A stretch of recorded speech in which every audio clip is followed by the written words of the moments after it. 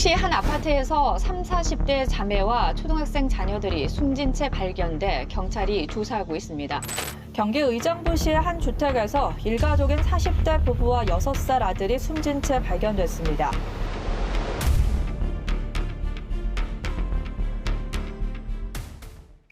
네, 앞서 짧게 영상 보셨는데요. 이유야 어떻든 간에 자녀의 의지와는 전혀 상관없는 부모에 의한 명백한 살인 행위, 이른바 자녀 살해 후 극단적 선택 사건들이 잇따르면서 처벌 수위에 대한 논란 역시 이어지고 있는데요. 이한나 변호사와 이 내용 짚어보겠습니다. 어서 오십시오. 있어서는 안 되는 사건이죠. 저희도 뉴스 전해드리면서 마음이 참 무겁습니다. 부모가 자녀를 살해한 이후에 극단적 선택을 하는 이런 사건, 어느 정도인지 통계 자료가 있나요? 네, 자녀를 살해하고 뒤이어 부모도 극단적 선택을 하는 이 비극적인 사건이 줄어들지 않고 있습니다. 최근에 오히려 증가하는 추세에 있는 것으로 보이는데요.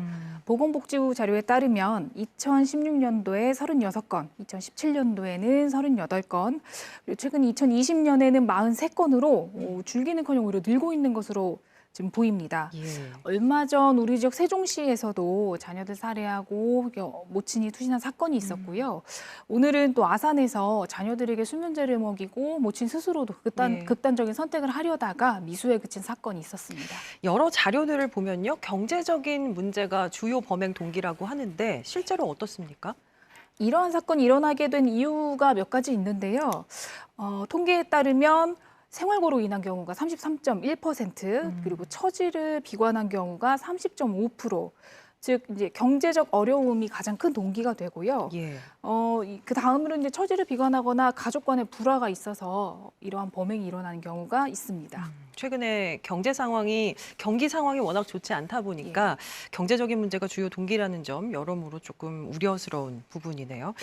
자, 자녀가 부모를 살해하는 범죄는 우리가 존속살인이라고 하고 반대로 부모가 자녀를 살해하는 그 범죄를 비속살인이라고 하지 않습니까? 존속살인은 가중처벌이 되는데 비속살인은 그렇지 않다고 합니다. 왜 그런 건가요?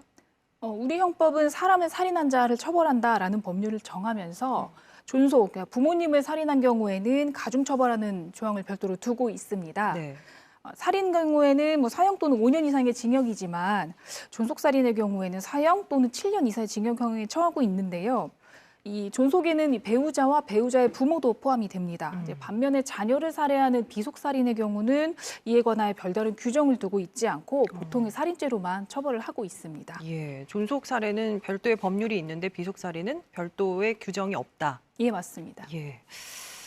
존속 살인이든 비속 살인이든 가족 안에서 벌어지는 범죄인 거는 같은데 처벌이 다르다면 형평성 문제도 좀 있을 것 같거든요. 비속 살인에도 가중 처벌이 필요하다는 지적이 있는데 이에 대해서는 어떻게 생각하시나요? 저도 이 부분 개정이 필요하다고 생각을 합니다. 이제 우리나라는 오래전부터 효를 중시해 왔는데요. 이 낳고 길러준 부모를 살해하는 행위는 이 패륜 범죄로 보고 엄하게 처벌을 해온 것입니다. 과거에 이 존속 살해죄에 대한 위헌 법률 심판 제청이 있었는데 그때도 헌법재판소에서 제가 말씀드린 바와 같은 취지로 존속 살해죄는 합헌이다 이런 결정을 했었습니다. 제 생각으로는 자녀를 살해하는 행위와 부모를 살해하는 행위가 어떠한 이유로 다른 것인지 구체적인 근거는 없는 것으로 생각을 하고요. 해외의 경우에는 독일과 일본은 가중 규정을 없앤 상황이고 남아있는 경우가 이제 이탈리아나 뭐 아르헨티나 이 정도인데 이 경우는 존속 살해만 가중 처벌하는 것은 아니고요. 가족을 살해한 경우 모두를 포함해서 가중 처벌하는 규정을 두고 있습니다. 그렇군요. 자, 처벌 부분에 대해서 얘기를 해주셨는데 예방 차원에서 처벌 이외에 어떤 점들이 좀 보완되고 논의돼야 한다고 보시나요? 처벌은 사실상 사후적인 조치이기 때문에 처벌을 무조건 강화하는 것보다는 이처럼 비극적인 사건이 벌어지는 이유에 대해서 진지하게 검토를 해야 한다고 생각을 합니다. 살펴본 바와 같이 경제적인 어려움이 큰 원인을 차지하고 있는데요. 최근 사건 외에도 저희 과거 이제 세모니아 사건 같은 생활고를 견디지 못해서 함께 목숨을 끊는 일들이 잦고 있는데 이 경우 이제 복지 사각지대에 놓여 있는 가정이 많습니다. 경제적 어려움 겪다 보면 심리적 우울감이 더해지고 충동적으로 범행에 이르는 경우도 많고요. 이 경우에는 경제적인 지원뿐만 아니라 심리 상담을 받을 수 있도록 적절한 조치를 해주는 것이 중요하다고 생각합니다. 예.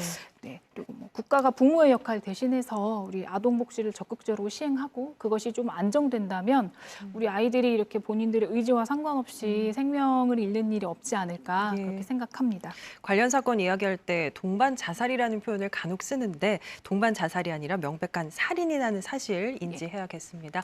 말씀 잘 들었습니다.